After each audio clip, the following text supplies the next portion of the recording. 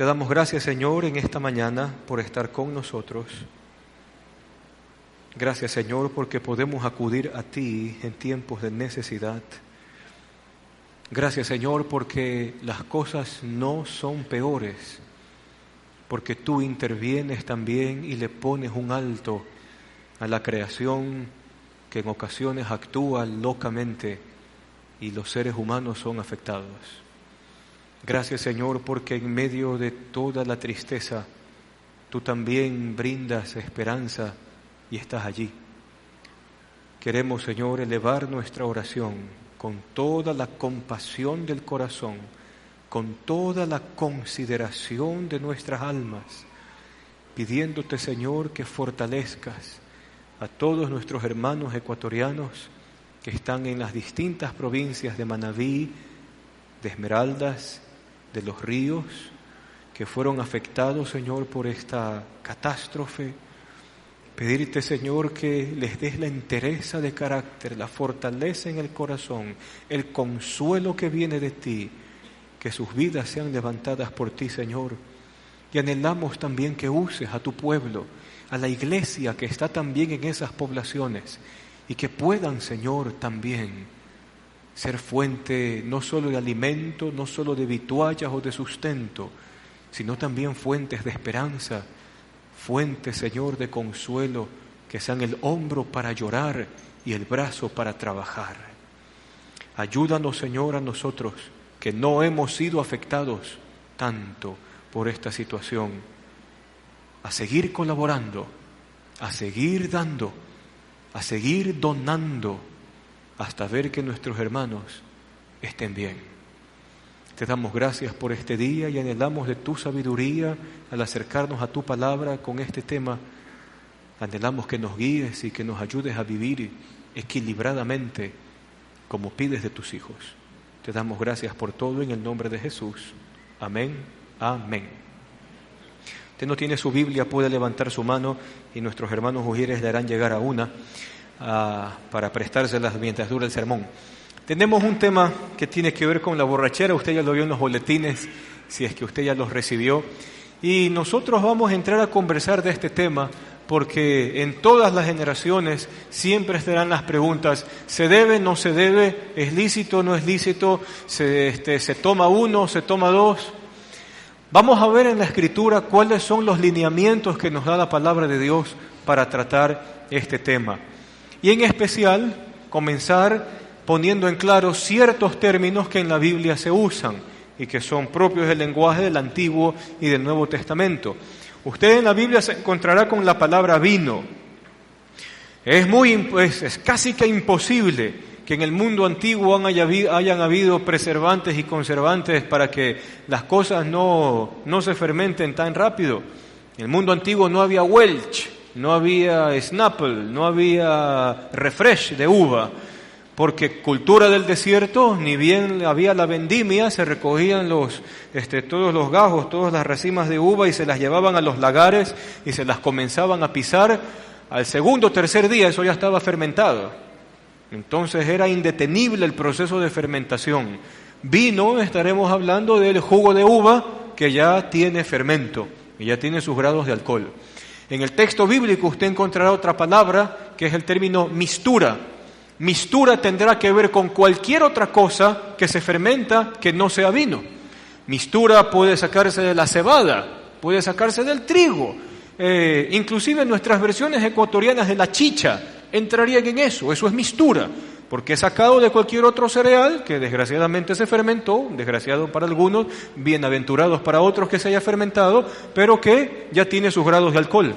Y usted también en la Biblia encontrará otro término que es el término mosto. Mosto tiene que ver con el jugo de uva recién sacado. Entonces se recogían las uvas, se las metían a los lagares, pisoteaban los lagares, salía el jugo, eso inmediatamente se mezclaba con miel, se aumentaba con agua y se servía. Mosto es ese jugo que no tiene alcohol o que tendrá quizás ya décimas o milésimas, casi imperceptible, es el jugo recién sacado, el mosto. Pero en todo caso las preguntas estarán de por medio. ¿Cuáles son? ¿Se debe, no se debe, hasta cuándo? Y vamos a ver que el libro de Proverbios a nosotros nos va a meter, y con otros textos más, en ciertas tensiones. Por ejemplo, para que esta estructura tenga estabilidad, ¿qué es lo que se necesita? Que estas cosas de aquí estén tensionadas. Si esto no está en tensión, ¿qué puede pasar con esa pared? ¿Y qué pasa con la otra? Entonces, para que la estructura se mantenga en equilibrio, yo necesito una tensión. Vamos a ver que en el tema de la bebida, la Biblia nos va a dar 4 tensiones. 4 tensiones que nos van a mantener en equilibrio, que es el asunto. Vamos al texto de Proverbios, Proverbios 20, en el verso 1. Vamos primero viendo qué es lo que dice Proverbios cuando la persona se excede en la ingesta de este tipo de bebidas. Proverbios 1, ¿llegó? 21, perdóneme. Proverbios capítulo 20, verso 1. ¿Estamos? ¿Sí? El vino lleva a la insolencia. La bebida embriagante, ¿a dónde lleva? Y mire lo que dice la segunda línea: nadie bajo sus efectos se comporta sabiamente. Entonces, lo primero que nos dirá Proverbios es que consumir este tipo de bebidas en exceso puede hacer que mi voluntad esté debajo de los efectos que la bebida en sí misma causa. Es decir, que cuando usted ya encuentra a alguien que ha perdido el sentido, se ha desinhibido, o dice cosas que supuestamente están en lo profundo de su corazón, usted ya tiene una persona que está bajo el dominio, me gustaría usar esa palabra, bajo el dominio de esta clase de bebidas. ¿Cuál es el resultado de estar bajo el dominio de este tipo de sustancias? Insolencia. ¿Y cuál es la otra? Y el escándalo, según lo que el texto bíblico dice. Capítulo 21, verso 17. Vamos leyendo esto rápidamente. Aquí tendría que ver como cuando la ingesta de esto comienza a afectar la economía. El que ama el placer se quedará en la pobreza. Y aquí luego nos definen estos 2 placeres del cual se menciona en el proverbio. Número 1, el que ama el vino, entonces va a un lugar, se va al Megamaxi o se va, no sé, a Juan el Juri. Y entonces ya la gente, ¿no?, de esas cosas locas que acontecen en este mundo. La persona no gana más allá de $1,000 mensuales, pero quiere invertir en una caja que cuesta 600. No, porque le gusta. Entonces ahí hay un gran problema. Y esto llega al punto de afectar la economía. El que ama el vino y los perfumes jamás será rico. Y le cuento como testimonio algo. Antes de que misioneros evangélicos lleguen a la provincia del Chimborazo, era interesante ver a la conducta de nuestros indígenas. Nuestros indígenas cobraban su jornal o terminaban el trabajo de la semana y les pagaban, y usted inmediatamente veía a nuestros hermanos indígenas ir a la cantina a pasarse del viernes al sábado y del sábado al domingo bebiendo. Todo lo que habían ganado en el jornal o todo lo que habían ganado en la semana se iba en bebida. Y usted encontraba a esa familia viviendo en miseria. ¿Por qué? Porque la mayoría del presupuesto se invirtió en esta cosa de acá. Entonces, no solo estará un entendimiento de la conducta alocada, desinhibida, imprudente, no sabia, necia, que se tiene bajo los efectos de esto, sino también la incidencia económica que esto puede tener, más aún si es que esto ya se hace adictivo. Y mire que también el proverbio trabaja con el tema de lo que se pone de moda ahora, ¿no?, cuando la gente compra compulsivamente. Entonces Hollywood enseña filosofía a la gente. Entonces están las chicas y una de las chicas está deprimida. Entonces una de las chicas le dice al resto de amigas, vámonos de compras, ¿no?, para mitigar el dolor. Y entonces usted ve a las chicas, ¿no?, de que salen de los distintos centros comerciales, y es chistoso, porque hasta nos parece chistoso que van las chicas allí y los dependientes llevando 20 fundas en cada mano, ya, súper feliz. No, ¿qué diría el proverbista? Quien se dedica a esta clase de placeres va a terminar en la pobreza. De la misma forma, la sociedad nos enseña mal la filosofía de vida. Entonces un joven por ahí se siente triste y no falta el amigo que diga, vámonos de chupa, porque tenemos que ahogar las penas y mitigar el dolor por esa que te trata mal, ¿no? Y entonces usted encuentra que los amigos se van viernes, sábado y de todo a matar el dolor. ¿Qué me dice el texto? ¿Quién se dedica a estas cosas, cómo va a terminar? Va a terminar en la pobreza. Conducta alocada, incidencia económica. ¡Qué interesante! Mire otro proverbio que está por allí. 23:20. Se asume que usted quiere y yo quiero aprender cordura. ¿Qué dice aquí? 23:20. No te juntes con los que beben mucho vino, ni con los que se hartan de carne, los glotones, esos que quieren vivir de fiesta en fiesta. ¿Por qué? Es sencillo, porque en esos ambientes de conducta desinhibida, perdóneme, no hay nada bueno. Dígame usted ¿qué puedo encontrar yo en un ambiente de conducta desinhibida? Puedo encontrar a alguien que le está calentando las orejas a una chica y probablemente el tipo es casado. Pueden darse insultos, pueden darse improperios. En algún momento dado se pueden dar peleas, forcejeos. Bien, el texto me dice, no te juntes con gente que está o que le gusta estar bajo los efectos del vino, ni tampoco con los glotones, a los que les gusta disiparse por allí. Mire otro proverbio, en el mismo capítulo 23, verso 29, y son preguntas reflexivas, retóricas y al mismo tiempo reflexivas. ¿Qué dice allí? ¿De quiénes son los lamentos? Entonces el pueblo dice, ¿de quién? Y sigue el proverbista, ¿de quiénes son los pesares?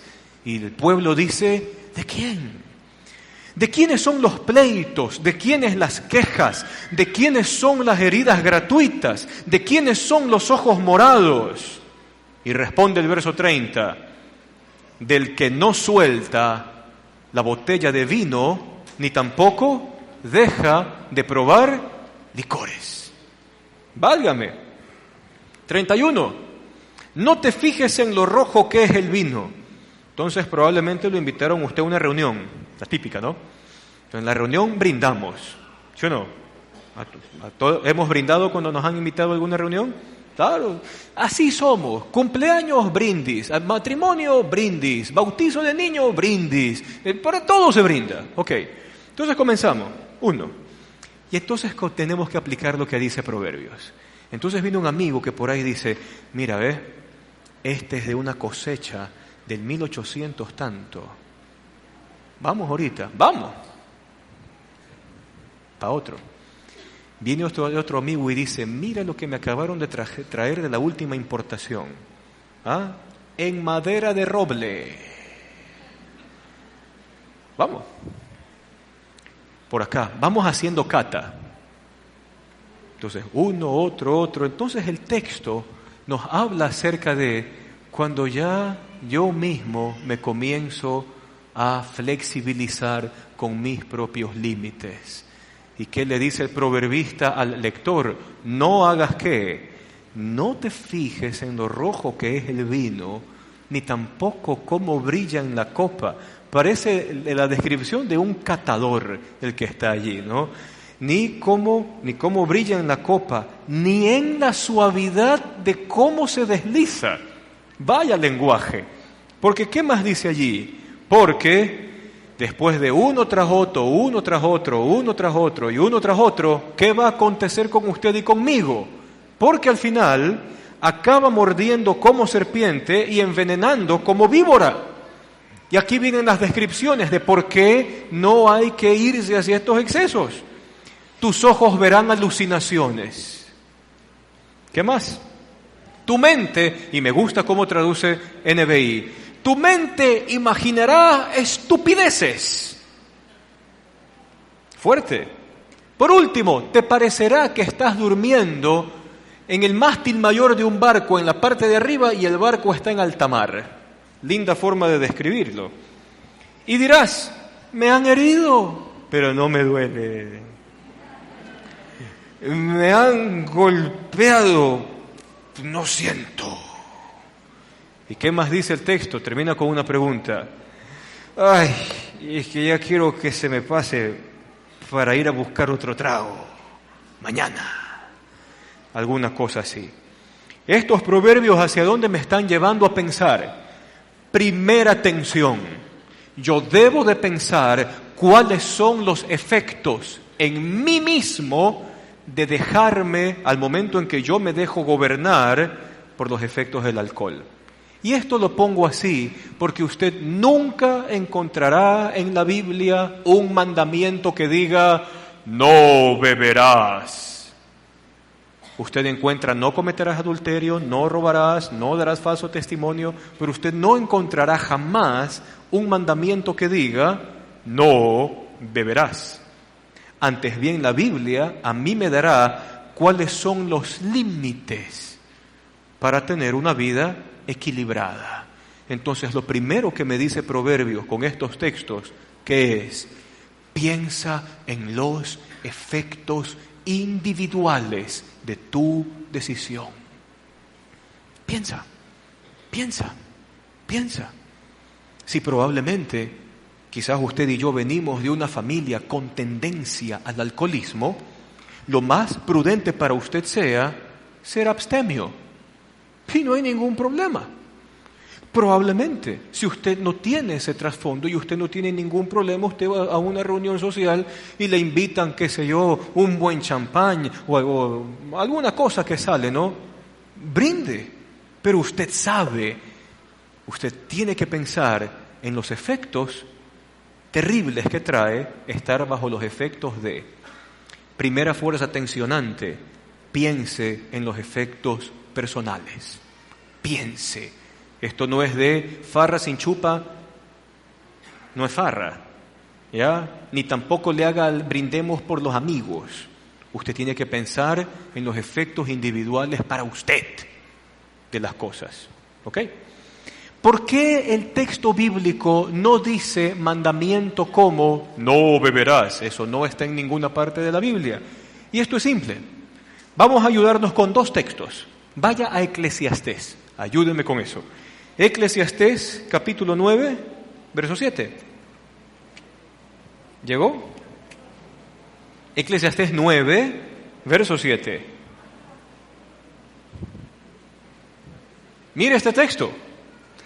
Anda, come tu pan con alegría, bebe tu vino con buen ánimo, que Dios se ha agradado de tus obras, que sean siempre blancos tus vestidos, que no falte nunca perfume en tus cabellos. Goza de la vida con la mujer amada cada día de esta fugaz existencia que Dios nos ha dado en este mundo. Cada uno de estos días absurdos que a veces nos toca vivir, ¿no? Esto es lo que nos ha tocado a usted y a mí de todos nuestros trabajos en el mundo, y todo lo que te venga a la mano, hazlo con todo empeño. Porque en el sepulcro a donde te diriges no hay nada de esto. Y este texto a mí me hace pensar mucho en el contexto social de la época del Antiguo Testamento y del Nuevo también, que no cambian mucho en algunas cosas. Israel tiene una cultura agropecuaria. Eso es Israel. Agro y ganado, nada más. Y dentro de los resultados de las cosechas y de las siembras, la vendimia era una de las cosas más esperadas. ¿Ah? Sacar el vino, sacar el aceite, sacar el trigo, la cebada, hacer pan, hacer festín. Les cuento algo. Las culturas de antaño tenían sus dioses, con D minúscula. Tenían sus dioses.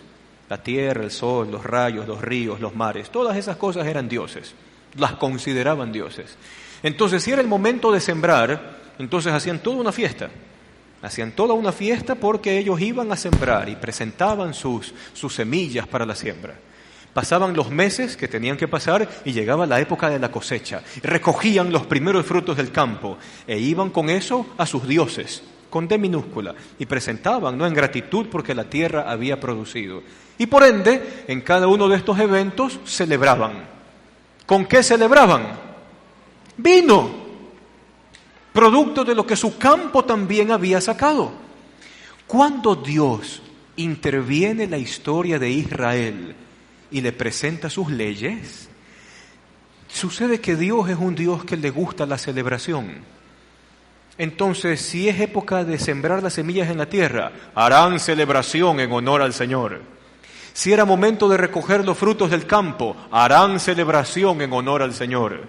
Si era momento de recoger, de ya destetar tanto a las cabezas de ganado como también a los hijos primogénitos, fiesta en honor al Señor. Dios era un Dios bien festivo. Pero ¿cuál era el asunto? De que la celebración se la hacía en honor del Señor. Y el pueblo brindaba. ¿Qué brindaba? Refresh. ¿Qué brindaba? Vino. Brindaba con vino, porque eso era parte de su cultura, del fruto del campo, de lo que habían recogido. Pero ¿cuál es el asunto? Y hasta el mismo libro de Eclesiastés nos pone un límite. Come del fruto de tu trabajo. Brinda, toma vino del fruto de tu trabajo. Y viene la siguiente línea, pero que tus vestiduras sean siempre blancas. Es decir, no te pongas debajo de los efectos de eso. Ponte límites, porque también disfrutar es regalo de Dios para enfrentar los afanes y los trabajos que tenemos día a día. El disfrute es propio. Ok, otro texto que me llama la atención, Salmo 104. Este es un salmo bien bonito que va a resumir algunas cosas de antaño. Salmo 104, 14 y 15. ¿Llegó? Salmo 104, verso 14 y verso 15. ¿Llegó? ¿Qué dice ahí el texto? Es un salmo en honor al Señor y dice así: Señor, tú haces que crezca la hierba para el ganado y las plantas que la gente cultiva para sacar de la tierra su alimento. ¿Y qué más acontece en el verso 15? Y el vino que alegra el corazón, y el aceite que hace brillar el rostro, y el pan que sustenta la vida. Entonces, mire usted también cómo este asunto está ligado a la cultura. No, la gente celebraba producto de que el Señor había sido bueno con ellos. El motivo de la celebración era el Señor. Espérese un ratito, volvamos al libro de Proverbios, por favor. Proverbios.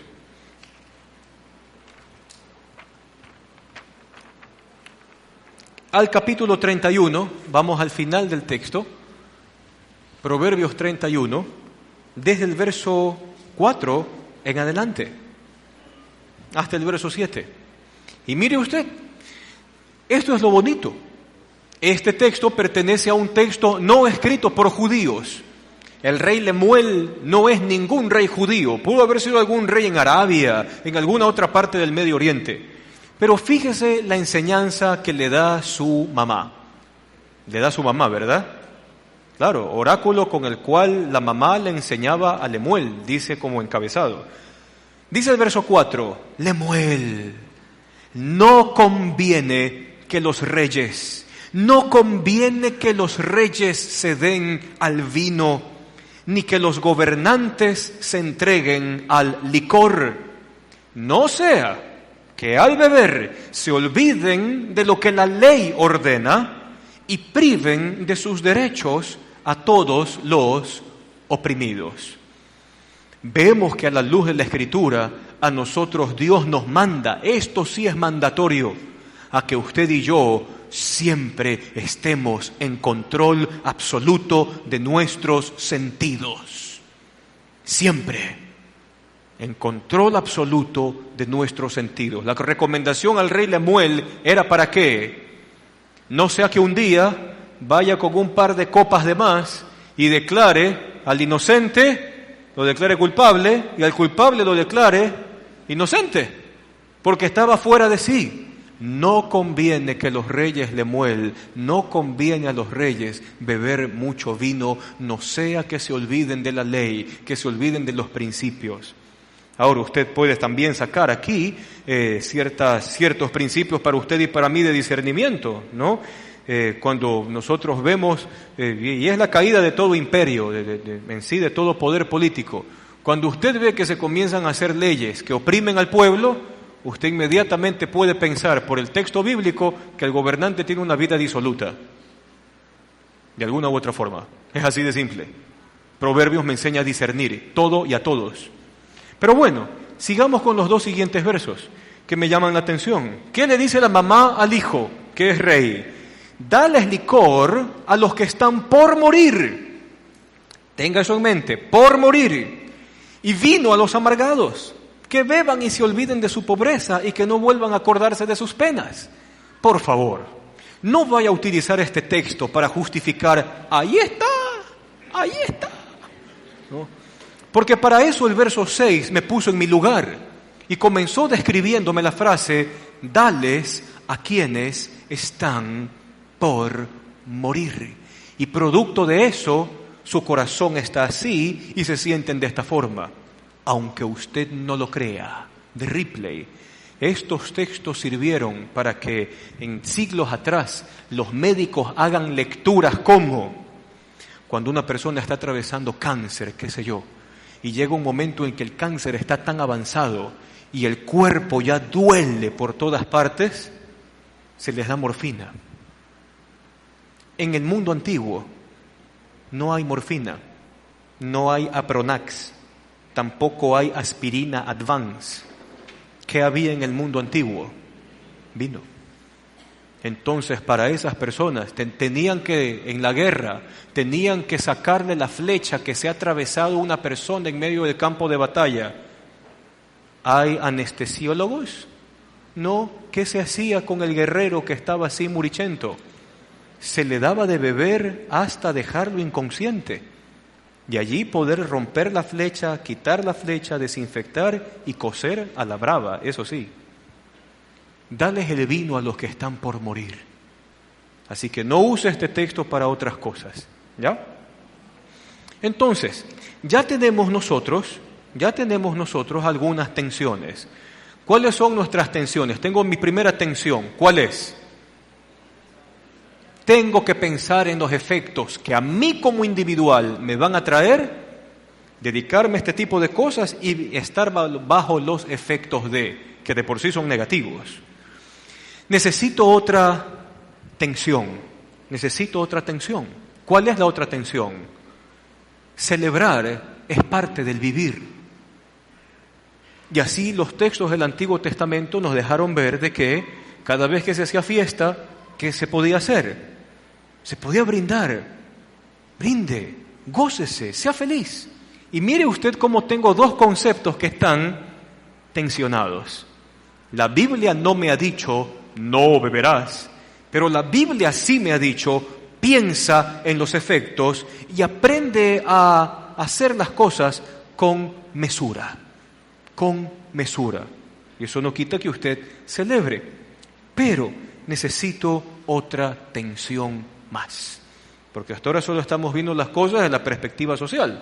Ahora mire lo que me dice a mí, por ejemplo, el libro de Levítico, y perdóneme que lo mande allá, pero vaya a Levítico capítulo 10 en el verso 9, y de ahí va a salir otra de nuestras fuerzas tensionantes de esto.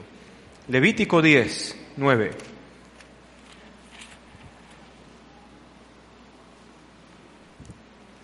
¿Llegó? Leamos por favor desde el verso 8 para que vea que es el Señor hablando y dice: el Señor le dijo a Aarón: ni tú ni tus hijos deben beber vino ni licor cuando entren a la tienda de reunión, pues de lo contrario morirán. Este es un estatuto perpetuo para tus descendientes. ¿Y por qué Dios les dice esto?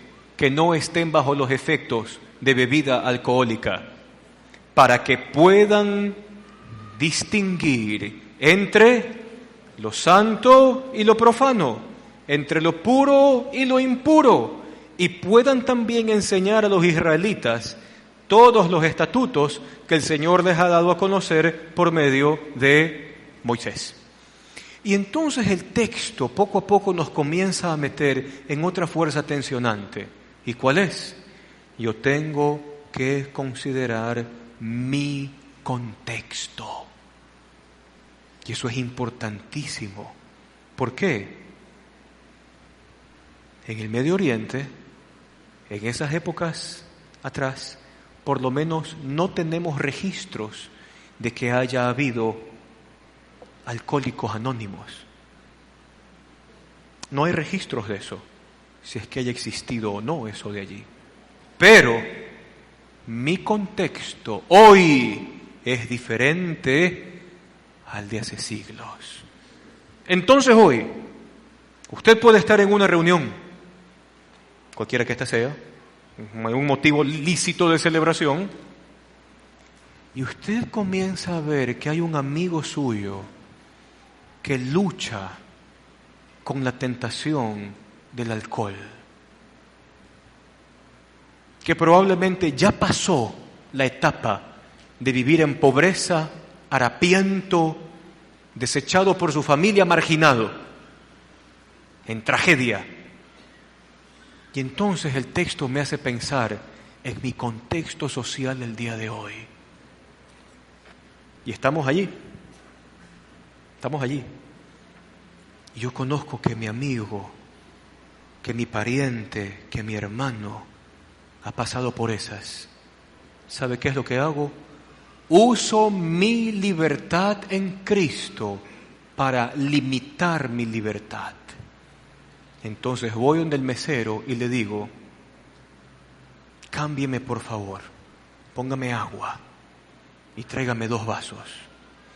Y me voy donde mi amigo, que yo sé que está ya mismo entrando en crisis, porque ve la bandeja de cosas servidas y los ojitos se le salen. Entonces voy con mi amigo y le digo, ten, yo también voy a beber lo mismo que tú, celebremos. Pero esto es agua, ñaño. Claro, es lo que nos hace bien a ti y a mí. Brindemos con agua. Porque ahora mi conducta necesita una tercera tensión. Mi prójimo. Mi prójimo será la fuerza que tensiona mi decisión. Entonces, si yo tengo hijos pequeños en mi casa y yo quiero que mis hijos no vean ciertos ejemplos o ciertas cosas, entonces en mi casa desaparecen. Así hayan sido añejadas en roble del siglo XVII. Porque yo quiero que mis hijos tengan una conducta definida desde pequeños. Entonces me abstengo. Porque no existe o no existe mandamiento que diga, no beberás. No hay mandamiento que diga eso. Pero entonces ya comienzo a considerar y jugar con estas fuerzas en tensión. Tengo que considerar los resultados que yo voy a tener si yo estoy bajo los efectos de. Tengo que considerar también que es lícito celebrar, pero tengo que considerar también el amor a mi prójimo. El amor a mi prójimo. Y si usted tiene presente esas 3 tensiones, usted tomará la decisión más sabia y más correcta. Entonces, ¿esto es para qué? Por ahí puede salir alguna pregunta, y por lo general son los chicos, ¿no? Siempre son los chicos. Los chicos pueden decir, ya, entonces, ¿cuándo? No, le respondo a los chicos, ¿no? El día en que usted trabaje, sea mayor de edad, se sustente por sí mismo, brinde. Pero mientras usted está, por lo menos, bajo el techo de mi casa, en mi casa se toma agua. ¿Me explico? No es cuestión de cuándo. Es cuestión del proceso que tiene que darse aquí para hacer las cosas con mesura. Probablemente en el mundo antiguo no había tantos casos, no lo sabemos, pero sí sé de cuántos casos hay hoy. Entonces, por el día de hoy yo tengo que ver la situación. Quiero llevarlo a un texto más, Romanos capítulo 14. Este es un capítulo que debería ser estudiado por toda la iglesia. Y no se preocupe, a medida que usted vaya en nuestro programa de discipulado, vamos a tener un libro donde se estudia Romanos 14 a profundidad, porque es necesario hacer eso. Romanos 14, versículo 1. Reciban al débil en la fe, pero no para entrar en discusiones. Verso 2, algunos su fe, y voy a suplantar el verbo comer por tomar. Algunos por su fe les permite tomar de todo, pero hay quienes que son débiles en la fe y solo toman agua. El que toma de todo no debe menospreciar al que no toma ciertas cosas. Y el que no toma de todo no debe condenar al que lo hace, pues Dios le ha aceptado. Primera cosa que me dice el texto, yo no debo ser piedra de tropiezo para el débil en la fe, antes bien yo lo tengo que recibir. Primera cosa, vamos un poquito más adelante. Verso 6. El que le da importancia especial a cierto día, y ahí entra cualquier categoría, lo hace para el Señor. El que come de todo, come para el Señor y lo demuestra dándole gracias a Dios. Y el que no come, para el Señor, ¿qué es lo que hace? Para el Señor se abstiene y también da gracias a Dios. Porque ninguno de nosotros vive para sí mismo, ni tampoco muere para sí. Si vivimos, en todo lo que hacemos, para el Señor vivimos. Y si morimos, cuando nos toque, para el Señor morimos. Así pues, sea que vivamos o que muramos, somos del Señor. Vamos acá. Vaya al verso 19. Por lo tanto, esforcémonos por promover todo lo que conduzca a la paz y a la mutua edificación. No destruyas la obra de Dios por causa de la comida. Todo alimento es puro. Lo malo es hacer tropezar a otro por lo que uno come o toma. Más vale no comer carne, ni beber vino, ni hacer nada que haga caer a tu hermano. No sé si nos dimos cuenta entonces de esta otra fuerza tensionante al momento de enfrentarnos a esta pregunta. Debo de considerar a mis hermanos que son débiles en la fe.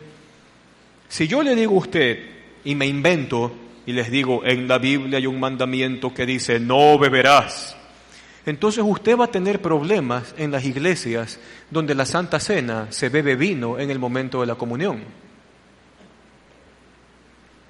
Aquí tomamos refresh, pero en otras iglesias, vino.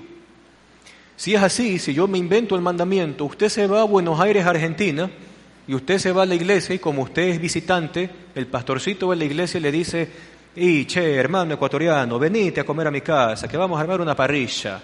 Entonces usted, parrillada, y usted va allá y todo, y sacan, cosecha 1800 puntos suspensivos, y entonces usted va a estar, ¿qué pastor más pecaminoso? ¿Por qué va a hacer semejante cosa? Porque hay un contexto cultural, sí me explico. Pero si usted está en un lugar donde su amigo, su hermano, su pariente tiene un problema, hay una debilidad en él, hay algo que lo podría ser tropiezo para él, ¿qué dice Pablo? En ese momento uso mi libertad para abstenerme, por amor a él. Si tengo hermanos chiquitos o hermanas chiquitas en mi casa, y probablemente yo ya sea el joven de 25 años que ya está realizado con su trabajo, tiene sus ingresos y puede quizás comprarse la de 1800 y pico para brindar el día de su cumpleaños, y tengo mi hermanita que tiene quizás 10 años de edad y va a estar allí, no lo hago por amor a ella. No vaya a ser que algunos de esos desadaptados amigos que uno tiene se manda más de la cuenta y me va a hacer desmanes en mi casa, y mi hermana probablemente termine en ese desmán. Mi libertad me lleva a limitarme por amor de mi hermano. Nos hacemos entender. Ahora espérese, pensemos que el Señor a usted lo usa para ir a Riobamba, allá donde nuestros indígenas agarraban su jornal, su semana, y se la gastaban en trago, y su familia vivía en pobreza. A esa comunidad, por ese contexto social, es mejor tratar el tema desde la perspectiva de amor al prójimo que los limite a una abstinencia tremenda. Y así hicieron los misioneros que primero fueron a la provincia del Chimborazo. Plantearon el principio, no gastes en bebida, no lo haga. nuestros hermanos indígenas agarraron bien el consejo y de a poco dejaron de beber al 100% y comenzaron a enriquecerse. Mi abuelita solía tener un refrán. Mi abuelita decía, míralo, cómo comenzó. Y ahora ya tiene una camioneta, una Toyota Hilux. Ni yo tengo una Toyota Hilux. Y ese ya tiene. ¿Por qué? Porque ese hermanito indígena nuestro entendió el principio. Yo necesito de estas fuerzas en tensión para poder decidir. Nos hacemos entender. La libertad que a usted Cristo le da también la libertad de limitarse por amor al hermano y, ¿por qué no?, también por amor a usted. Porque si usted es también, y tiene que conocerse usted mismo, si usted es de los que comienzan por uno y se van por otro y por otro, y termina como Proverbios, haciendo estupideces, sintiéndose en la parte mayor del mástil y teniendo alucinaciones, entonces a usted su libertad en Cristo lo incitará a abstenerse del todo. ¿Me hago entender? ¿Me hago entender? ¿Ya? Entonces, vamos yendo al final, porque el texto bíblico nos presenta siempre algo superior. Y quisiera llevarlo al texto de Efesios en el capítulo 5, en el verso 18. Efesios 5, 18. Para echarle carne al versículo, vamos desde el verso 15, ¿ok? ¿Ya estamos allí? ¿Sí? Muy bien. Dice así el verso 15. Así que tengan cuidado de su manera de vivir. No vivan como necios, vivan como sabios. Aprovechen al máximo cada momento oportuno porque los días son malos. Por tanto, no sean insensatos, sino más bien entiendan cuál es la voluntad del Señor. No se emborrachen con vino, que lleva al desenfreno. Al contrario, sean llenos del Espíritu Santo. Anímense. Y aquí se describe cómo se vive la llenura del Espíritu Santo. Anímense unos a otros con salmos, con himnos y canciones espirituales. Canten y alaben al Señor con el corazón, dando siempre gracias a Dios el Padre por todo, en el nombre de nuestro Señor Jesucristo. Y me gusta eso, porque más allá de mi consideración personal, el entender de que yo puedo celebrar sanamente, el entender que tengo a mi prójimo también que me rodea y que tengo que ser de bendición y no de tropiezo para mi prójimo, viene un asunto más. ¿Quién me gobierna? Si a mí me gobierna el Espíritu de Dios, toda mi vida será una constante canción donde mi vida edifica al resto, donde mi vida le hace bien al otro, donde cada acto, cada palabra, cada comentario, aún hasta cada reunión que yo pueda hacer en mi casa, sirva de bendición para los demás. Usted y yo quebrantamos la ley de Cristo cuando nos convertimos en piedras de tropiezo y obstáculo para otros. Entonces espero que el tema haya quedado por lo menos bien entendido con estas 4 tensiones que hemos visto hoy y donde rescato la más importante. Como dice Pablo, no se embriague con vino. En eso hay disolución, pero más bien sea lleno del Espíritu Santo. Una anécdota, no anécdota personal, pero imagínense, si los misioneros que vinieron al Ecuador hubiesen sido de la postura nada alcoholizado, y nuestros misioneros van y se acercan a los guaraníes, a los aucas, a los quichuas, y le presentan la tazona con chicha de yuca masticada por las ancianas de la tribu y que ya está fermentadita de semanas. tiene un grado de alcohol que se va hasta el cielo.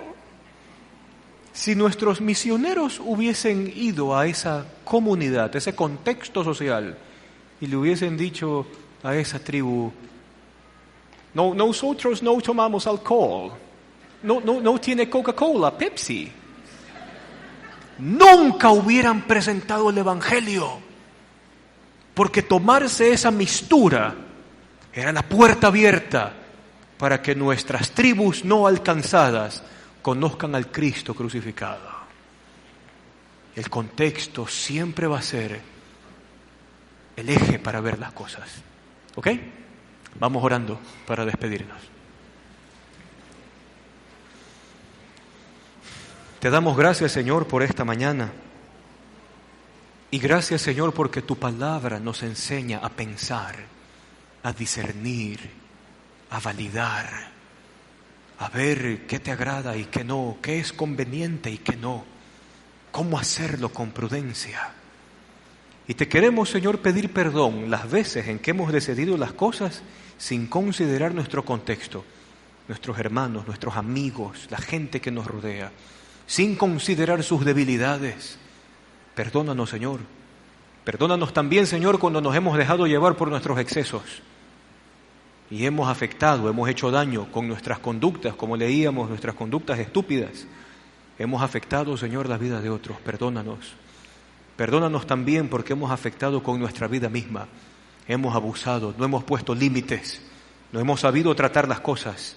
Perdónanos, Señor. Perdónanos. Y te pedimos que de aquí en adelante sea tu palabra la que con estos conceptos, estos lineamientos, dirija nuestra forma de vida y que podamos ser testimonio a la comunidad en la cual servimos. Que uses tú nuestra vida, Señor, para que en todo lo que hagamos, en todo lo que digamos, tú seas honrado, Señor, y tú seas glorificado. Te damos gracias por este día, esta semana está en tus manos. Llévanos con tu bien y con tu bendición a casa. Nuestros trabajos, todas nuestras labores están delante de ti. Permítenos, Señor, vivir para ti toda esta semana. Gracias por todo, en el nombre de Jesús. Amén, amén. Que el Señor te bendiga. Nos vemos el próximo domingo.